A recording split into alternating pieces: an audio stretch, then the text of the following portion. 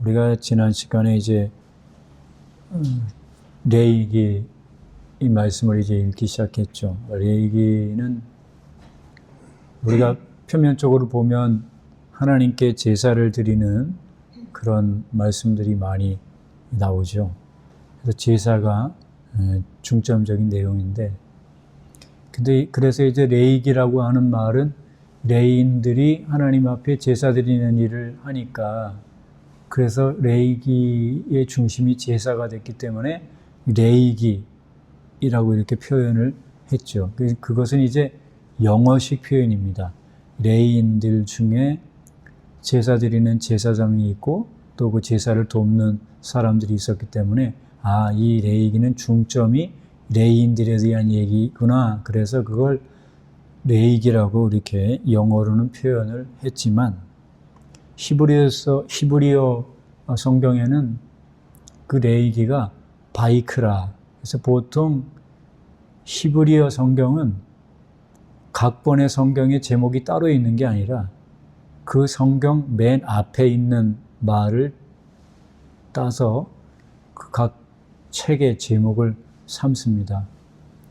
그래서 이제 창세기 같은 경우는 맨 앞에 있는 말이 태초에라고 해서 베레시트라고 하는 말로 하고, 출애굽기는 두 번째 나오는 말이 쉐모트, 그래서 이름들, 그래서 출애굽기는 쉐모트라고 하는 이름으로 불려지고, 그 다음에 레위기서는 제일 처음에 하나님이 모세를 부르시는 장면, 그래서 바이크라, 그가 부르셨다라고 하는 말이어서 바이크라라고 레위기를 히브리어로 그렇게 명명을 합니다.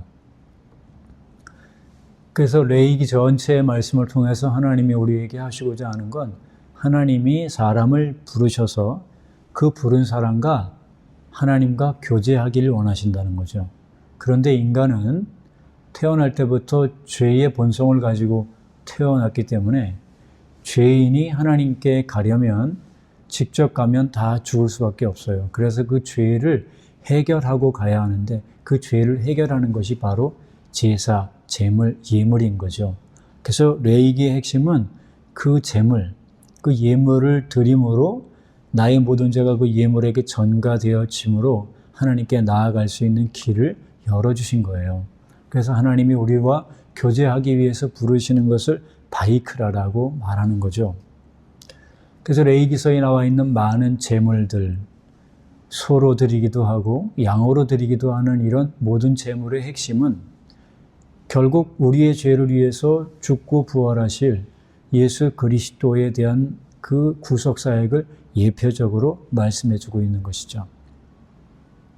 그래서 예수님의 죽으심을 통해 죄와 허물로 죽었던 우리가 하나님께 나아갈 수 있는 길을 열어주셨다는 것이 바로 레위기서의 핵심적인 말씀이라고 할 수 있습니다. 그래서 다시 말씀드리면 레위기는 하나님이 사람을 부르셔서 그 죄를 회개하고 하나님과의 올바른 관계 속에서 하나님과 교제하도록 하는 것이 바로 이것이 레위기고, 그 레위기의 히브리어 제목은 바이크라, 하나님이 그를 부르셨다라고 하는 말이죠. 그래서 하나님이 범죄한 아담을 그냥 두시지 않고 아담을 회개하도록 만들기 위해서 아담을 부르시죠. 아담아, 내가 어디 있느냐 물으시잖아요. 그건 아담이 어디 있는지 모르기 때문에 하나님이 아담을 부르시는 게 아니라 그로 하여금 그가 지은 죄를 회개할 수 있도록 부르시는 부름이었다는 거죠. 그래서 범죄한 범죄한 아담을 최초로 부르신 하나님이 계속 그 이후에도 범죄한 사람들을 회개하여 하나님의 자녀 만들기 위해서 부르시는 일을 하셨죠. 온 인류가 다 죄를 범해서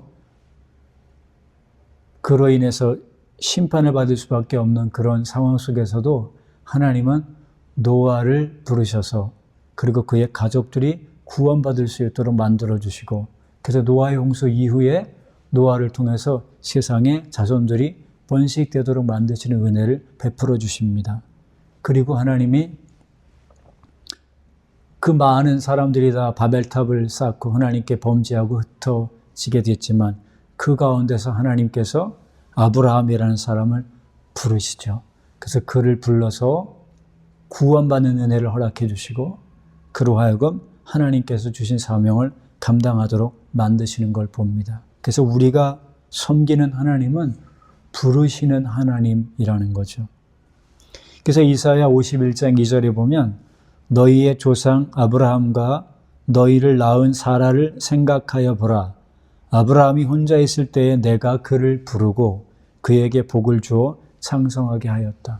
하나님께서 아브라함을 불러서 하나님의 살아계심을 계시해 주시고 그로 하여금 하나님을 믿게 하시고 하나님을 믿는 것으로 끝나는 게 아니라 하나님께서 장차 그에게 줄 그 땅, 그 자손들에게 줄 땅으로 가도록 명령하실 때 그 말씀에 순종하는 걸 볼 수가 있죠. 그래서 창세기 12장에 하나님이 아브라함에게 나타나셔서 너는 너희 본토 친척 아비 집을 떠나서 내가 지시할 땅으로 가라.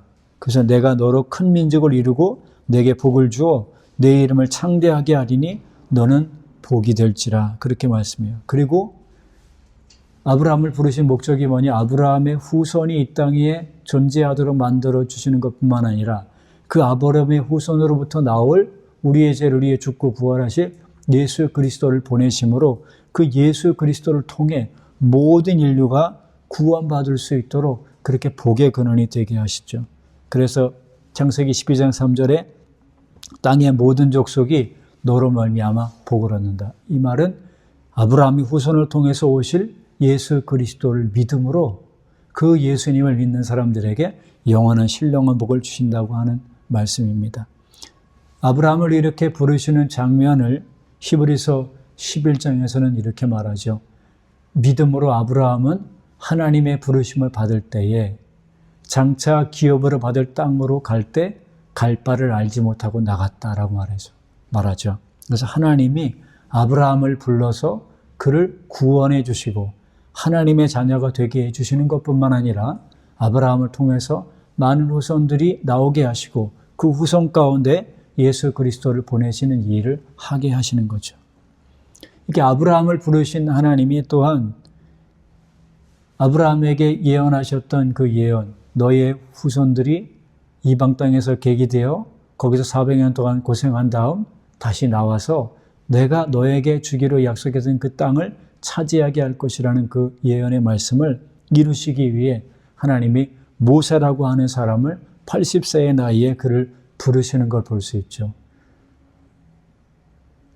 자기 장인 이드로의 양을 치고 있을 때 하나님께서 떨기나무 불꽃 가운데서 그에게 나타나셔서 모세를 부르시면서 하시는 말씀이 출애굽기 3장 10절에 이제 내가 너를 바로에게 보내어 너에게 내 백성 이스라엘 자손을 애굽에서 인도하여 내게 하리라.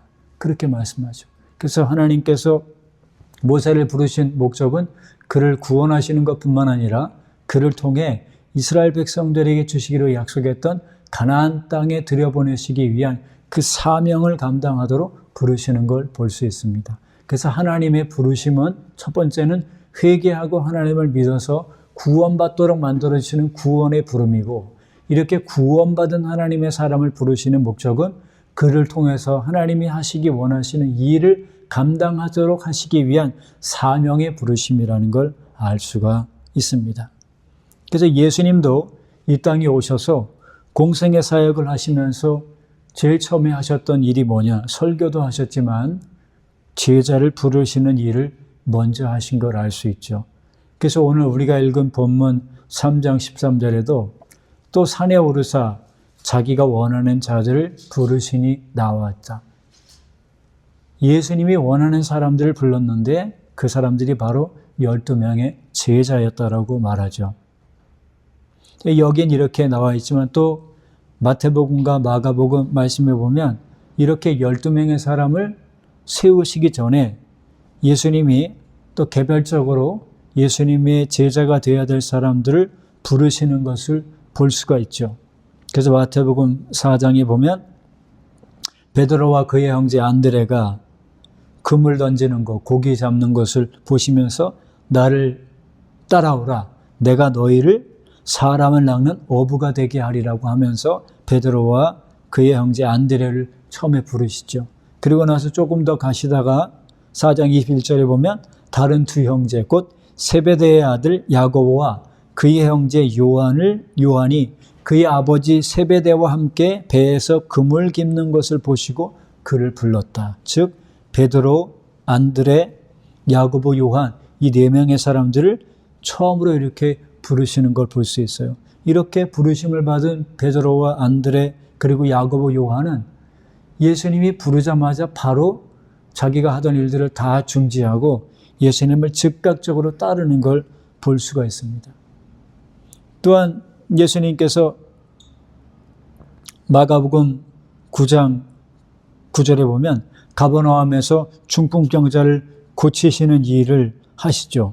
그리고 이제 그곳을 떠나서 가시다가 마태라고 하는 사람이 아마도 오늘날 세무 공무원이었겠죠. 그래 세금을 징수하고 세금을 로마에다가 갖다 바치는 일을 했던 이 마태라고 하는 사람을 예수님이 부르세요. 그러니까 이 마태가 예수님이 부르자마자 바로 따라서 갑니다. 놀라운 거예요. 오늘날로 얘기하면 세무서에 있는 직원을 예수님이 너 이제 나 따라 그렇게 하니까 그 직업을 다 버리고 예수님을 따라가는 거예요. 이거는 사실 엄청난 결단이란 말이죠. 이렇게 예수님께서 베드로, 안드레, 야고보, 요한 그리고 마태라고 하는 사람을 이렇게 부르시는 장면을 볼 수가 있습니다.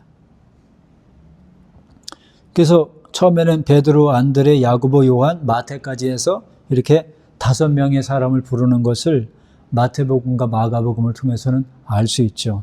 그리고 또 요한복음 1장 43절 이하에 보면 안드레와 베드로를 부르신 다음 이튿날 갈릴리로 나가려 하시다가 빌립을 만나십니다. 근데 빌립을 만났을 때 빌립에게도 나를 따르라 하니까 빌립도 예수님을 따라가게 되고 이렇게 예수님을 만난 빌립은 또한 나다네엘이라고 하는 사람을 찾아가서 예수님을 소개해 주니까 그 나다네엘도 예수님을 따라가게 되는 역사가 있죠. 그래서 빌립과 나다네엘까지 포함하면 7명의 사람을 부르시는 사건을 성경에서는 볼 수 있고 나머지 5명의 사람에 대한 이야기는 나오진 않지만 그들을 부르신 것이죠.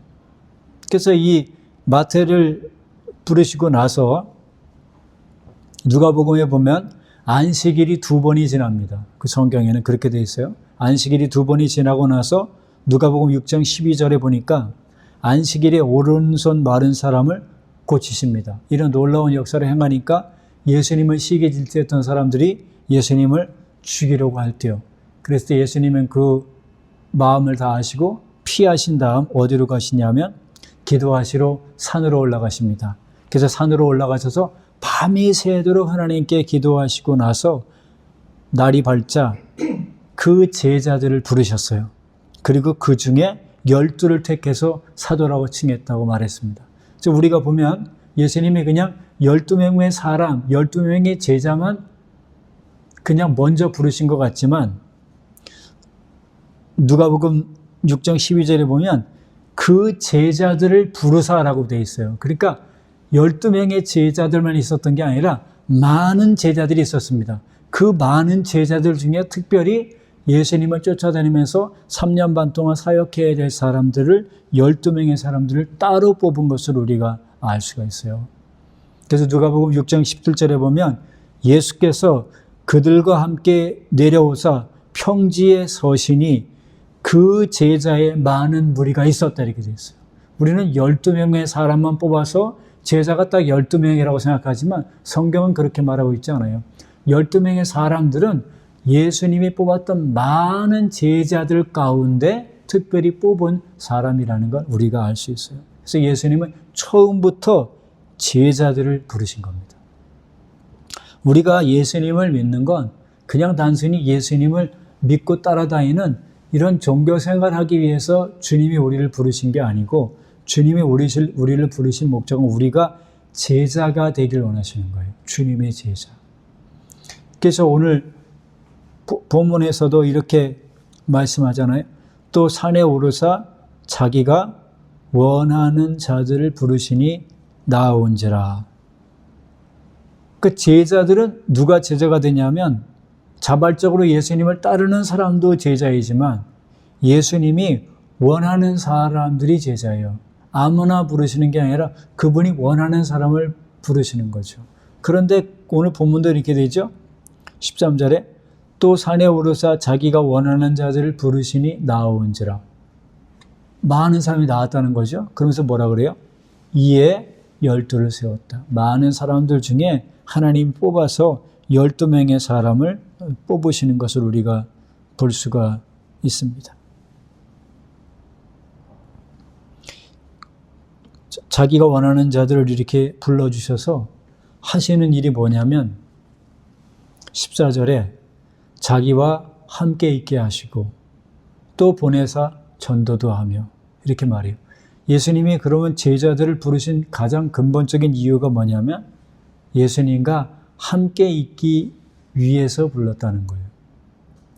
우리 주님께서도 우리를 이렇게 부르신 목적은 어떤 일을 시키는 것이 첫 번째 목적이 아니라 예수님과 함께 있으면서 예수님의 말씀을 배우고 예수님이 어떤 분인지를 알아가도록 하는 그 교제하는 것이 가장 첫 번째 목적이라는 거죠. 그렇게 충분한 교제가 있고 나서 하나님의 제자들에게 권능과 능력을 주셔서 귀신을 내어쫓고 복음을 전하고 영혼들을 구원하는 일을 감당하도록 그렇게 만들었다는 걸 알 수가 있습니다.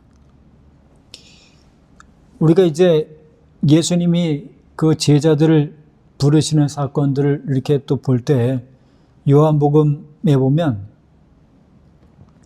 요한복음 2장에 예수님이 6월절에 성전을 정화하는 그런 장면이 나와요. 그리고 요한복음 6장에 보면 또 6월절이 나옵니다. 그 6월절은 오병이어의 기적을 행하시는 그 시간이었죠. 그래서 요한복음 2장에 6월절이 나오고 요한복음 6장에 6월절이 나오는 거 보면 공생애 하는 동안 두 번째 6월절이라는 걸 요한복음을 통해서 알 수가 있어요. 그럼 대략 예수님이 사역을 하신 지 1년 정도 지나셨을 때에 요한복음 6장에서 오병이어의 기적을 행하시고 나서 거기서도 그 오병이어의 기적이 가지고 있는 영적인 의미를 전하는 거죠. 그래서 나는 하늘에서 내려온 진정한 떡이다. 그래서 나를 먹으면 사람들이 영원한 생명을 얻게 된다라고 하는 그 떡에 대한 실체가 바로 예수 그리스도라는 걸 그들에게 설교하게 됩니다.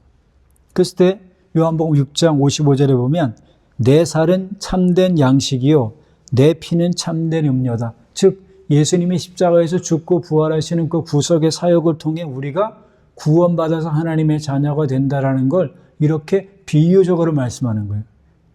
그래서 예수님이라고 하는 그 분이 바로 우리의 영의 양식이고 그 예수님이 흘리신 그 피가 우리를 죄로부터 구원하는 것뿐만 아니라 우리의 진정한 참된 음료가 된다라고 말씀하는 거죠.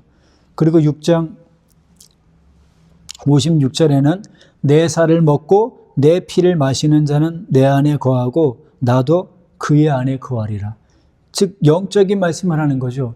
예수님이 실제로 본인의 살을 주고 먹으라는 얘기가 아니라 영적으로 예수 그리스도가 우리의 영혼의 양식이라는 말씀을 이렇게 하시는 거예요. 그러면서 6장 57절에 내가 아버지로 말미암아 사는 것 같이 나를 먹는 그 사람도 나로 말미암아 살리라. 6장 58절에 이 떡을 먹는 자는 영원히 살리라. 이렇게 예수님께서는 비유를 통해서 예수님 자신이 우리에게 영원한 생명을 주실 수 있는 분이다. 그리고 그분의 십자가의 죽으심과 부활을 통해서 우리가 영원한 생명을 얻어서 그 예수님과 교제하는 삶을 살아야 된다는 걸 비유적으로 말씀했는데 예수님을 따라다녔던 많은 유대인들 그리고 제자라고 일컬어지는 그 사람들이 이 말씀을 영어로 하셨지만 그들은 그걸 문자적으로 이해하는 거예요. 그러면서 6장 60절에 이렇게 말해요. 제자 중 여럿이 듣고 말하되 이 말씀은 어렵도다. 누가 들을 수 있느냐? 그냥 예수님 따라다녔던 사람들이 이 설교를 듣고 이해를 못했다는 게 아니라 제자 중 여럿이 많은 제자들이라고 하는 사람들이 예수님의 얘기를 듣고 이게 무슨 말인지 이해를 못하겠는 거예요. 그래서 아니 저 저 사람이 우리한테 진짜 살을 뜯어서 주겠다는 얘기인가? 뭐 자기 피를 우리한테 주겠다는 얘기인가? 라고 생각하는 거예요. 예수님은 영의 이야기를 했는데 듣는 사람들은 그걸 문자로 이해를 한 거예요. 그랬더니 예수님이 하시는 말씀이 그거죠. 이 말이 너희에게 걸림이 되느냐? 내가 영으로 말했는데 너희는 이걸 육으로 알아듣고 있느냐? 걸림이 된다라고 하는 말은 실족한다 그런 말이에요. 그 예수님이 하셨던 말이 영의 말씀이고 생명의 말씀인데 이거를 잘 이해를 못하니까 사람들이 결국은 실족하게 되는 거예요. 그래서 이렇게 말하죠. 예수님은 이미 그 많은 무리가 제자라고 하면서 따라다녔지만 예수님은 그 사람들의 심령을 다 알고 있는 거예요. 그래서 예수님이 이렇게 말해요. 너희 중에 믿지 아니하는 자들이 있다. 제자라고 하면서 예수님을 따라다니지만 결국 너희들은 내가 어려운 말 하면 이해를 못해서 나를 떠나지. 그러면서 너희 중에 믿지 않는 자들이 있다라고 말하는 거예요. 그런데 6장 65절에 이렇게 말하지. 아버지께서 부르지 아니하시면 아무라도 내게 올 수 없다라고 말씀해요. 이 말을 했더니 6장 66절에 그때부터 그의 제자 중에서 많은 사람이 떠나가고 다시 그와 함께 다니지 아니했다. 12명의 제자만 아니라 많은 제자들을 불러서 그렇게 1년의 시간 동안 기적도 행하시고 놀라운 말씀들도 증거하셨지만 결국 그들이 듣는 설교가 너무 어려워서 이해를 못하니까 예수님을 떠나고 다시는 예수님과 함께하지 않았다는 걸 알 수가 있습니다. 자, 제자는 어떤 사람이냐면 예수님이 부르시면 따라가는 사람이에요. 그리고 제자라고 하는 말을 헬라어로 마세테스라고 하는데 이 마세테스라는 말 자체가 뭐냐? 배우는 사람이 제자예요. 제자는 스승이 하는 말이 어렵든 쉽든 상관없이 그것이 나에게 잘 이해가 되든 이해가 되지 않든 상관없이 그 말씀을 듣고 이해하려고 애쓰는 거예요. 만약 어렵고 이해가 안 되면 물어보는 거죠. 예수님 이런저런 이야기를 하셨는데 도대체 이게 무슨 말인지 저는 이해를 못하겠습니다. 어떻게 하면 좋습니까? 그러면 예수님이 가르쳐 주시죠. 그래서 예수님이 많은 제자들 앞에서 설교를 하시지만 결국 그 모든 말씀들을 예수님의 12제자에게 따로 불러놓고 그들에게 다시 해석해 주는 걸 볼 수 있어요. 그래서 우리가 제자라고 하는 건 뭐냐면 예수님이 우리에게 가르치시는 말씀을 배우고 그 말씀이 어려워도 끝까지 그 말씀에 순종하며 살아가는 것을 말씀하는 겁니다. 그래서 어렵다라고 하는 말이 헬라어로는 스클레로스 그렇게 말해요. 이 말은요. 말랐다, 딱딱하다, 어렵다, 목이 곧다, 완악하다 그런 말이에요. 그러니까 목이 어렵다라고 하는 말은 뭐냐면 잘 이해를 못하니까 그냥 이해를 못하는 걸로 끝나는 게 아니라 그 주님의 말씀에 순종하고자 하는 마음이 없는 거예요. 하나님께 복종하려고 하는 마음이 없으니까 말씀이 그냥 무조건 어렵게만 들리는 거예요.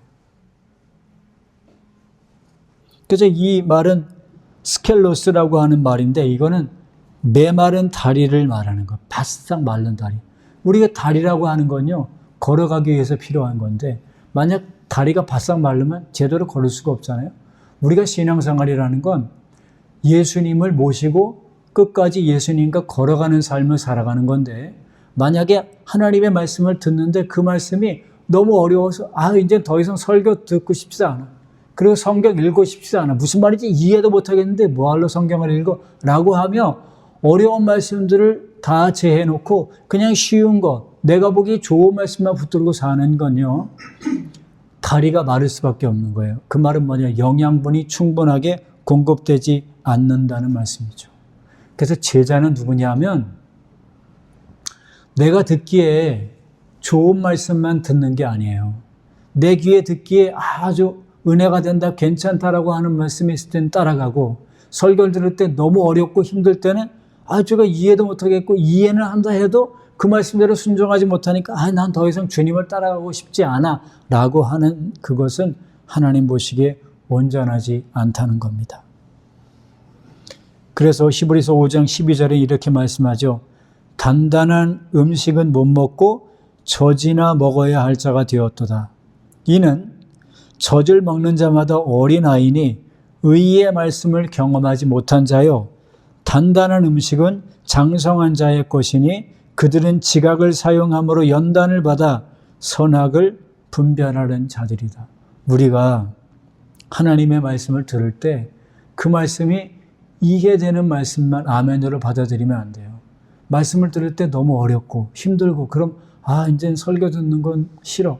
그냥 내 귀에 듣기 좋은 설교, 아주 편안한 설교 하는 대로 좀 가야 되겠다. 그런 마음이 있는 사람들은 사실 제자라고 말할 수 없는 거예요. 우리가 처음에 아기가 태어났을 때는 우유를 줄 수밖에 없죠. 단단한 음식을 못 먹으니까. 근데 아기가 태어나서 세월이 한참 지났는데도 불구하고 계속 우유만 먹는다면 그건 정상적인 게 아니죠. 마찬가지입니다. 우리가 처음에 예수님을 믿을 땐 성경을 읽어도 잘 이해를 못하고 설교를 들어도 이해가 안 되는 게 정상적인 거예요.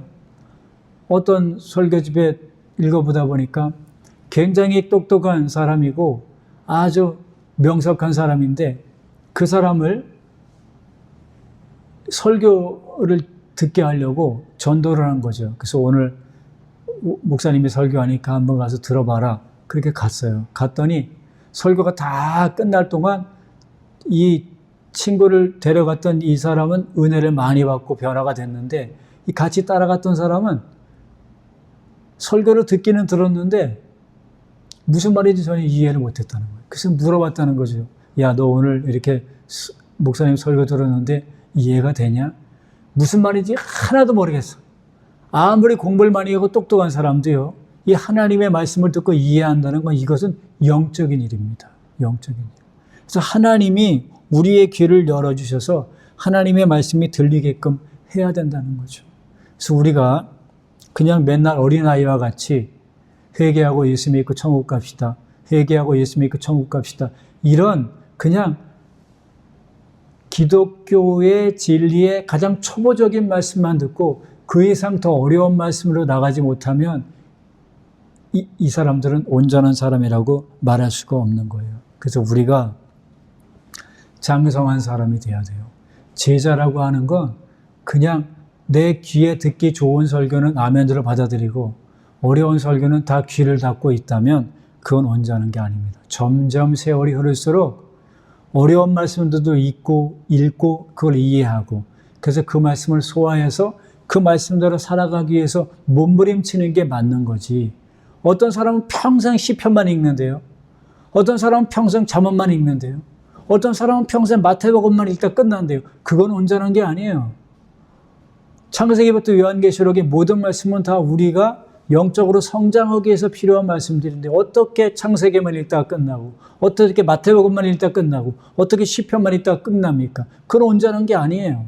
그래서 우리가 어려워도 힘들어도 끝까지 하나님 이게 무슨 말인지 저는 이해를 잘 못하겠으니까 하나님 제가 이 말씀을 읽을 때 이해할 수 있게끔 성령님 빛을 비춰주시고 조명해 주셔서 말씀을 깨닫도록 만들어주세요. 그렇게 기도하고 나아가는 게 맞는 것이지 어려우니까 못하겠어. 이사야서 같은 건 어려워서 못 읽겠고 뒤에 소선지서 같은 거 말라기서니 아모스서니 스가랴서니 이런 건 너무 어려워서 못 읽겠어. 에스겔서도 너무 어려워. 그렇게 하면 뭘 읽겠어요? 성경 말씀 중에 어렵지 않은 부분이 어디 있습니까? 다 어려워요. 처음 있는 사람들은.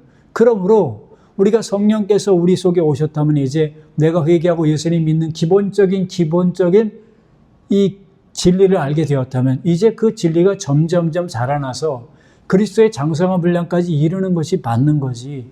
맨날 초보적인 단계에서 머물러 있다면 그건 온전한 게 아니라는 거예요. 그래서 성경은 말하잖아요. 말씀은 우리를 거듭나게 한다. 그런데 베드로전서 2장에는 그 거듭나게 한 말씀이 신령한 젖과 같아서 그 젖을 먹으면 우리가 구원에 이르도록 자라가게 된다. 우리 모두 여기 우리 함께 섬기고 있는 분들 중에는 신앙생활 한두 해 하신 분이 없어요. 꽤 오래도록 신앙생활 하신 분들입니다. 이제는 어려운 말씀이건 쉬운 말씀이건 다 받아들일 수 있도록 그저 우유 같은 말씀만 먹는 게 아니라 단단하고 어려운 말씀도 소화해서 내가 그 말씀대로 살아가지 못한다 할지라도 하나님 내게 그 말씀을 이해하는 것뿐만 아니라 그 말씀대로 살아갈 수 있는 능력을 성령을 통해서 내게 달라고 기도하며 나아가시는 우리의 삶이 되시기를 바랍니다. 그래서 여기 금방 읽어드렸던 히브리서 5장 14절에 나와 있는 단단한 음식은 장성한 자의 것이다. 우리가 어려운 말씀도 받아들여야 돼요. 어려운 말씀도 받아들이고 그 말씀도 순종할 수 있는 능력을 달라고 하나님께 기도해야 돼요. 예수를 믿어서 구원받는 게 맞지만 예수를 믿는다는 건 자기를 부인하는 거예요. 내 자신이 죽는 거예요.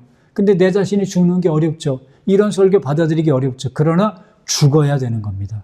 그 말씀을 받아들이기 어렵다 하더라도 하나님 내가 그 말씀에 순종할 수 있는 능력을 달라고 기도할 때 하나님께서 우리의 삶을 변화시킬 겁니다. 그래서 이 단단하다라고 하는 말이 뭐냐 하면 굳게 서 있다, 움직이지 않는다 그런 뜻이에요. 그래서 디모데후서 2장 19절에 보면 하나님의 견고한 터는 섰으니 인침이 있어 일렀을 때 주께서 자기 백성을 아신다 하며 또 주의 이름을 부르는 자마다 불의에서 떠날지어다. 우리가 하나님의 백성이 되었다면 이제 모든 죄로부터 떠나고 거룩한 삶을 살기 위해서 애쓰는 것이 바로 그게 단단한 장성한 사람의 모습이라는 겁니다. 이렇게 처음에 예수님께서 제자들을 불러주셔서 그들과 함께 있게 하시면서 전도하는 그런 사명을 감당하게 하셨던 것처럼 하나님께서 우리를 부르신 목적이 뭐냐? 하나님이 우리를 부르신 목적은 하나님과 함께 있는 것이 그것이 가장 기본적인 목적입니다. 하나님이 우리를 신부로 부르셨고 우리를 친구로 부르셨는데 신부로 부른 이유는 신부에게 일 시키기 위해서 결혼하는 게 아니잖아요. 내가 사랑하니까 옆에 있는 거고 옆에 있다 보니까 도와주는 차원에서 이러저러한 일을 하는 것이지 결혼의 목적이 일을 시키기 위한 게 아닌 것처럼 하나님께서 우리를 부르신 목적도 우리에게 뭔 일을 시키는 게 첫 번째 목적이 아니에요. 우리와 함께 있기를 원하세요. 그 함께 있는다는 것이 뭡니까? 주님과 교제하는 거죠. 그 주님과의 깊이 있는 교제를 통해서 어떤 일이 벌어지느냐 하면 디모데후서 1장 9절에 이렇게 되어 있습니다. 하나님이 우리를 구원하사 거룩하신 소명으로 부르심은 우리의 행위대로 하심이 아니요 오직 자기의 뜻과 영원 전부터 그리스도 예수 안에서 우리에게 주신 은혜대로 하심이라. 그 하나님이 제자들을 부르신 이유가 함께 있도록 하기 위해서 불렀는데 함께 있으면 어떤 일이 벌어집니까? 그 예수님이 어떤 분인지 알게 되고 그 예수님이 가지고 계신 성품대로 거룩해지도록 하시는 것이죠. 그래서 예수님이 그들을 부르신 목적이 함께 있음으로 거룩하게 되는 것. 그래서 디모데후서에도 말씀하는 것처럼 하나님이 우리를 부르신 목적이 뭐냐? 우리를 거룩하게 만드시기 위해서 불렀다는 거예요. 구원은 단순히 회개하고 예수 믿고 천국 가는 것만이 아니라 그 구원의 궁극적인 목적이 뭐냐면 지금까지는 우리가 구별된 삶을 살아가지 못했지만 이제는 하나님 앞에서 구별된 삶, 즉 거룩한 삶을 살아가도록 하시기 위해서 하나님이 우리를 불렀다는 겁니다. 우리 모두 거룩하신 하나님의 부르심을 받은 자녀가 되었습니다. 그럼 이제부터 우리의 삶의 목적이 무엇이냐면 하나님 보시기에 거룩한 삶을 살아가기 위해서 몸부림치는 거예요. 거룩이라고 하는 건 예수님 믿지 않는 사람하고 다르게 사는 겁니다. 다르게 말하고 다르게 바라보고 다른 가치관을 가지고 하나님의 사람으로 살아가는 것이 그게 거룩함이에요. 그냥 성경책 끄고 교회당 와서 예배드리는 게 그게 거룩이 아니고 예배당을 벗어나서 가정에서 직장에서 내가 살아가는 모든 영역 속에서 예수를 믿더니 믿기 전하고는 달라졌네. 저의 삶이 변했네라고 하는 말을 들어야 그게 거룩해진 것이지 예수를 믿기 전이나 예수를 믿은 다음에나 달라진 게 없다면 그건 거룩한 게 아니에요. 그 전까지는 하나님이 기뻐하지 않은 것들을 보고 하나님이 기뻐하지 않는 것들을 듣고 하나님이 기뻐하지 않는 말을 하고 하나님이 기뻐하지 않는 곳에 가고 하나님이 원하지 않는 사람들을 만나며 하나님이 원하지 않는 일들을 했다면 이제 하나님의 부름받아 거룩한 사람이 되었으므로 그런 모든 죄악된 것들을 버리고 하나님 보시기에 거룩한 사람이 되기 위해 몸부림치는 그런 기도가 우리에게 있어야 돼. 그것이 하나님이 우리를 부르신 목적이라는 것이죠. 이것이 어떻게 가능합니까? 거룩하게 부르시고 거룩한 삶을 살으라고 요구하시지만 우리에게는 그것을 할 수 있는 능력이 없어요. 그러므로 우리가 하나님께 기도하는 거예요. 기도는 능력입니다. 기도하면 끊어버릴 수 없는 죄를 끊도록 만드시고, 기도하면 버릴 수 없었던 죄를 버리게 하셔서 이제 하나님 앞에 거룩한 사람이 되도록 만드세요. 왜? 내 속에 계신 성령님은 거룩하신 분이기 때문에 거룩한 말을 하지 않고는 견디지 못하게 하세요.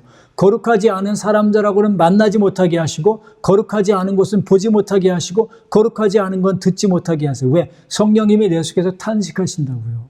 성령님이 책망하시는 분이기 때문에 하나님이 기뻐하지 않은 어떤 삶을 살아가면 성령님이 역사하십니다. 그래서 고린도전서 1장 9절에 어떻게 우리가 거룩해질 수 있느냐?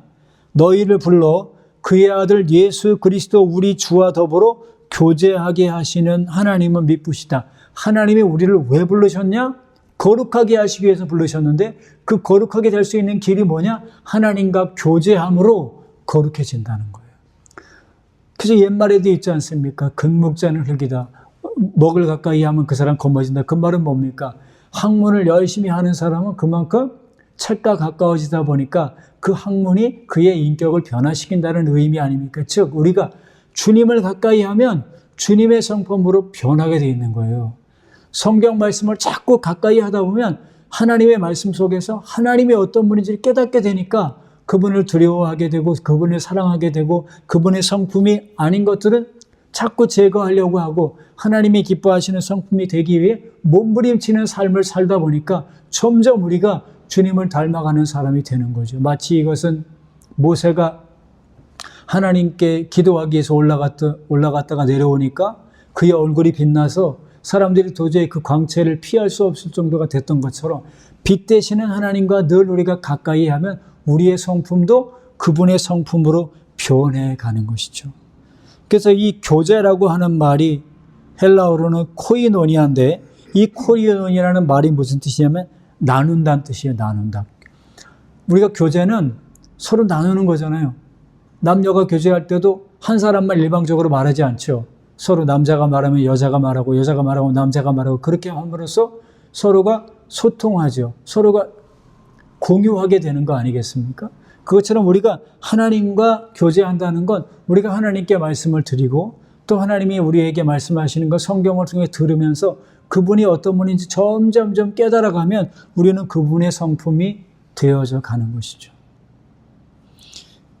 그래서 이 교제라고 하는 걸 다른 말로 사귄다라고 하죠. 그래서 요한일서 1장 7절에 그가 빛 가운데 계신 것 같이 우리도 빛 가운데 행하면 우리가 서로 사귐이 있고 그 아들 예수의 피가 우리를 모든 죄에서 깨끗하게 하실 것이다. 예수님의 피가 우리를 깨끗하게 해서 우리가 하나님의 자녀가 됩니다.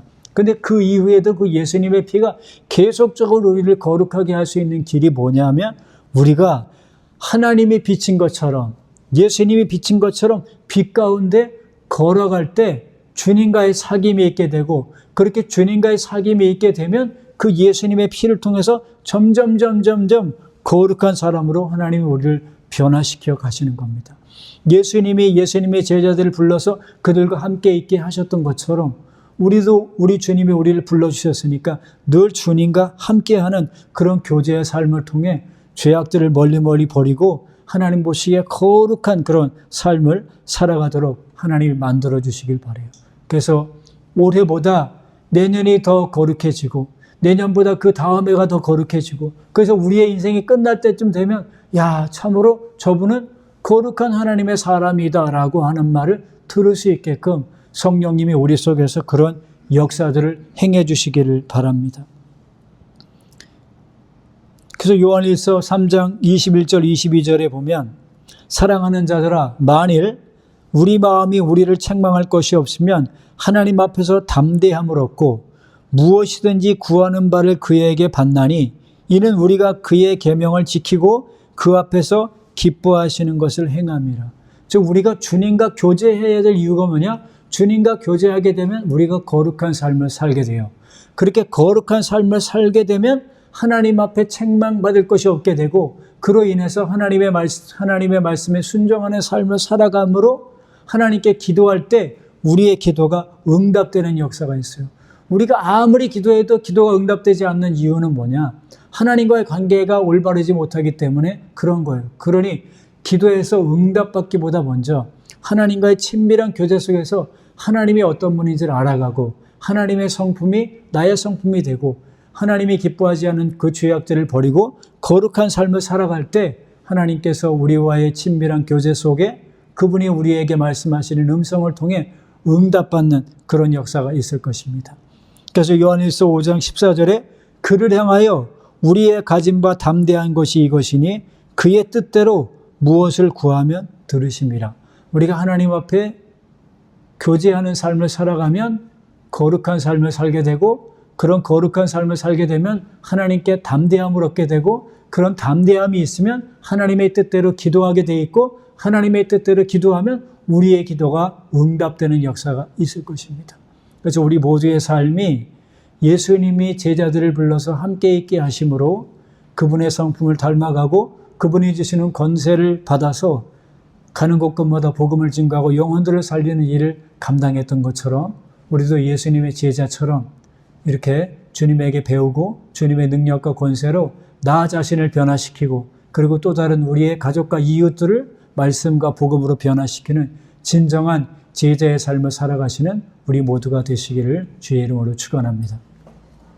오늘 우리가 들은 말씀을 같이 생각하면서 예수님의 제자들을 부르셔서 그들을 통해 복음을 증거하고 영혼들을 구원하는 일을 감당했던 것처럼 하나님 우리도 이제 불러주셨습니다.